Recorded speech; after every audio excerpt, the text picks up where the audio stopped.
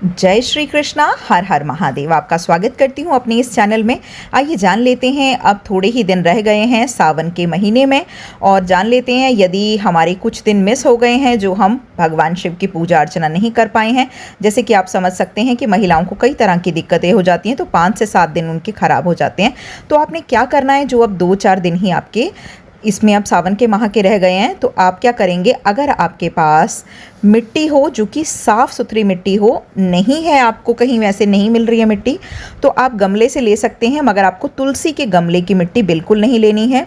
बाकी किसी भी गमले से आप ले सकते हैं, जैसे शम्मी का पौधा जिसमें हो, बेलपत्र हो, या कोई और पौधा हो जो कि भगवान शिव को प्रिय होते हैं।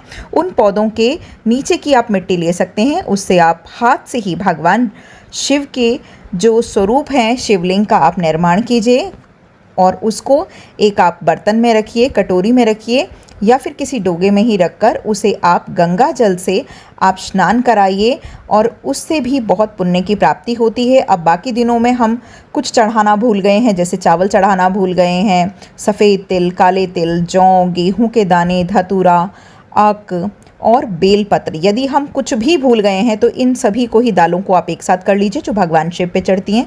जैसे कि चने के दाल चढ़ाने से माना जाता है कि आपके घर में सुख समृद्धि की वृद्धि होती है और आपका वैभव भी दिन व दिन बढ़ता जाता है।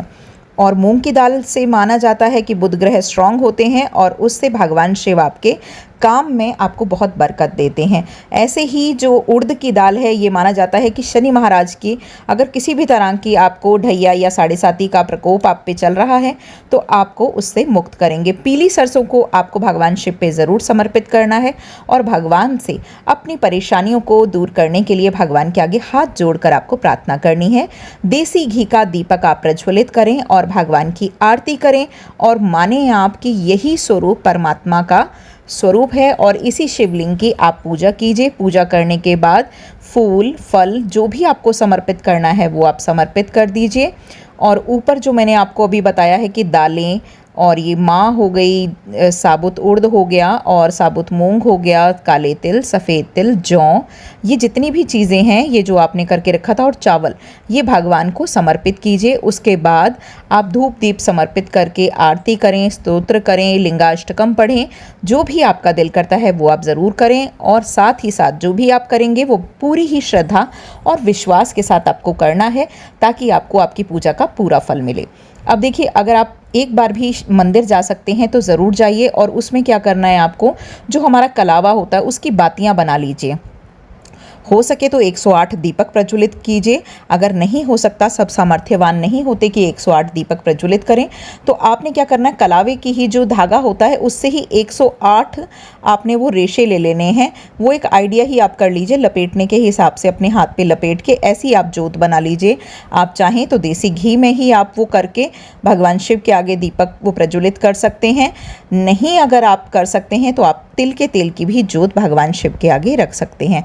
और अगर हो सके तो 4 दाने उड़द की दाल के या फिर चावल के आपको दीपक के नीचे रखने हैं, उसके ऊपर ही आपको दीपक प्रज्वलित करना है।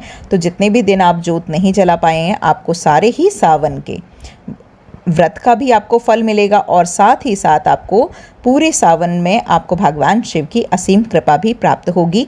जिन दिन भी आपका छूट गया है जोत जलाने का, उन दिनों में भी आपका वो जोत आपको लगेगी कि हाँ, आपने जोत प्रज्वलित की है। और हो सके तो भगवान शिव के जो बाहर को आने का रास्ता होता है, जो उनका दरवाज़ा होता है, वहाँ पे भी आप जोत दरवाजे पे, दहलीज पे प्रज्वलित करके आइएगा। वो भी माना जाता है कि हमारे कष्टों को हरने में भगवान हमारी मदद करते हैं और हमें सही रास्ता दिखाते हैं। हर हर महादेव।